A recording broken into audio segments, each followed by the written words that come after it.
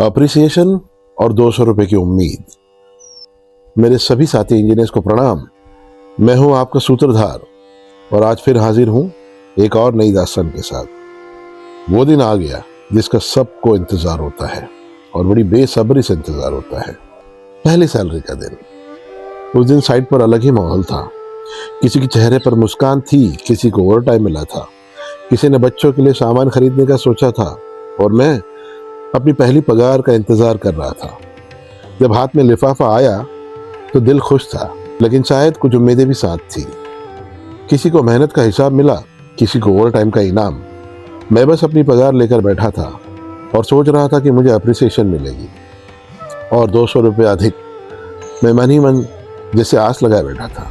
सच कहूँ तो मुझे 1500 रुपये मिलने की खुशी थी, लेकिन उससे भी ज्यादा मुझे लग रहा था शायद सर ने और बड़े बाबू ने अच्छी राय बनाई होंगी मेरे लिए। कुछ तो अच्छा ही सोचा होगा मेरी मेहनत और लगन को देखकर कि यह लड़का पिछले 1 महीने से दिन रात साइट पर लगा हुआ है। बहुत हिम्मत जुटाई थी उस दिन मेरी बात कहने के लिए, शायद पूरे महीने से भी ज्यादा। कुछ संकोच भी था मन में। मैंने धीरे से कहा, सर अगर 200 रुपये और मिल जाए तो बस का किराया और साइट पर रात के खाने का खर्चा निकल जाएगा।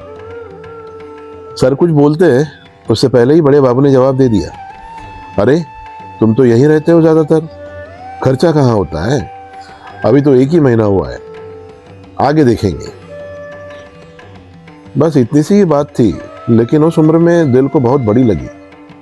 गुस्सा भी आया, दुख भी हुआ और शायद पहली बार थोड़ा अकेलापन भी महसूस हुआ कि मेरी मेहनत की कोई कदर नहीं हो रही। आज सोचता हूं, क्या मुझे सच में वो 200 रुपये चाहिए थे या शायद मुझे सिर्फ इतना सुनना था कि अच्छा काम कर रहे हो, गुड। उस दिन समझ आया कि हर मेहनत की तारीफ नहीं होती और हर मेहनत का इनाम भी तुरंत नहीं मिलता। कुछ मेहनतें बस इंसान को मजबूत बनाने के लिए होती है। शाम को आखिरी बस पकड़कर घर चला गया। पूरे रास्ते लिफाफे को देख रहा था और बहुत से सवाल मन में थे। उस रात मैं घर पहुंचा और बिना कुछ कहे पूरी पगार मां के हाथ पर रख दी।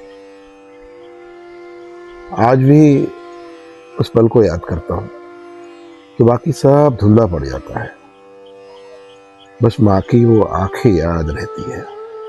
कुछ खुशियां शब्दों में नहीं बताई जा सकती। मां ने लिफाफा हाथ में लिया, मुझे देखा और मुस्कुरा दी। बस उसी मुस्कान ने पूरे महीने की थकान उतार दी। उस दिन पहली बार लगा कि शायद मेरी कमाई छोटी हो सकती है, लेकिन उसकी खुशी बहुत बड़ी थी। मां ने कहा, कल जल्दी आना, कुछ रिश्तेदारों को बुलाएंगे, पहली पगार की खुशी मनाएंगे। और मैं सोच रहा था कल फिर वही साइट होगी, वही बारिश होगी, वही जिम्मेदारियां होंगी। लेकिन आज घर में खुशी थी और कभी कभी यही खुशी इंसान को अगले कई महीनों तक चलाती है। मुझे नहीं पता था कि अगले कुछ महीनों में बारिश, पहाड़, लैंडस्लाइड, बुखार और वक्त सब मेरे खिलाफ होने वाले थे। और फिर शुरू हुई 4 महीने की एक लंबी जंग, जिसकी कहानी अगले एपिसोड में सुनाऊंगा दोस्तों। तो मैं था आपका बियॉन्ड द हेलमेट का सूत्रधार। धन्यवाद, शुक्रिया।